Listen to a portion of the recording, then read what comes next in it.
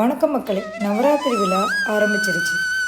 நம்ம இந்தியாவில் நவராத்திரி விழா அந்த 10 நாட்களும் பயங்கர கோலாகலமாக கொண்டாடிட்டு வரோம்.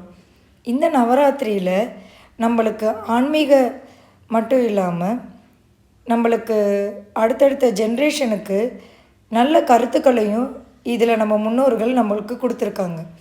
இந்த நவராத்திரியில் பார்த்திங்கன்னா 10 நாட்களும் நம்ம கொலு வச்சு அம்மனை வழிபட்டு அவங்களுக்கும் அந்த அலங்காரம் ஒவ்வொரு நாளும் ஒவ்வொரு அலங்காரம் பண்ணி அம்மனுக்கு நம்ம விதவிதமாக சமைச்சு படையலிட்டு அம்மனை வழங்கிட்டு வரோம்.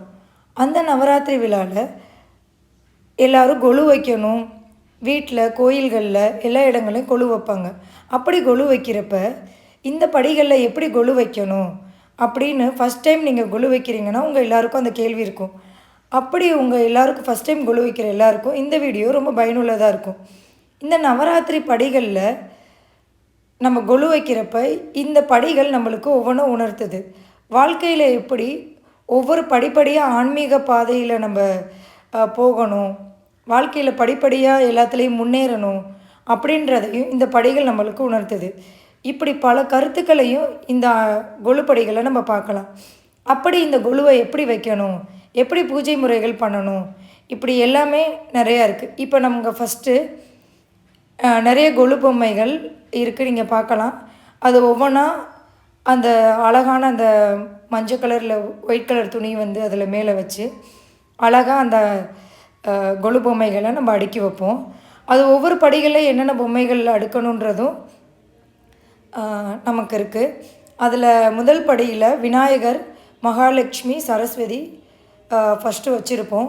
அடுத்தடுத்த படிகளில் ஒவ்வொரு படிகள்லையும் தசாவதாரம், அஷ்டலக்ஷ்மி, இப்படி ஒவ்வொரு சாமிகளோட பொம்மைகளையும் நம்ம அடுக்குவோம். அடுத்து இந்த கொலுவில் நம்ம சாமிகளோட கதைகள், புராண கதைகள், அதோட எல்லா பொம்மைகளையும் இருக்கும். அது இல்லாமல் இன்னும் நிறையா செட்டு இப்போ புதுசாக வந்திருக்கும். இப்போ உள்ள ஸ்கூல் செட்டு, பார்க், அந்த மாதிரி இப்போ உள்ள வாழ்க்கை முறைகளை நம்ம குழந்தைகளுக்கு எடுத்து சொல்கிறதுக்கான எல்லாமே இந்த கொலு பொம்மைகள் அடங்கியிருக்கும். வாழ்க்கை முறைகள், நம்மளோட ஆன்மீகம் எல்லாமே எடுத்து சொல்கிறது தான் இந்த கொலு. இதை வந்து நம்ம எப்படி நம்ம குழந்தைகளுக்கும் சொல்லி கொடுத்து அடுத்தடுத்த தலைமுறைக்கும் நம்ம பாரம்பரிய பண்பாடு, இந்த ஆன்மீகம் எல்லாத்தையும் நம்ம கொண்டு வரணும். அதுதான் இந்த கொலு நம்மளுக்கு உணர்த்துது. இப்போ இந்த பார்ட் 1 வீடியோவில் நீங்கள் இந்த கொலு பொம்மைகளை வந்து இந்த படிகளில் எப்படி அடுக்கிறதுன்றதை நீங்கள் பார்த்துட்ருக்கீங்க.